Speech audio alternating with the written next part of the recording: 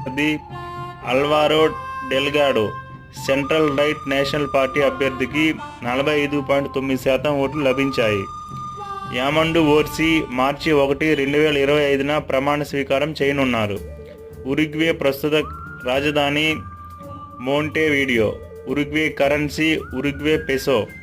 PM Shri పథకం.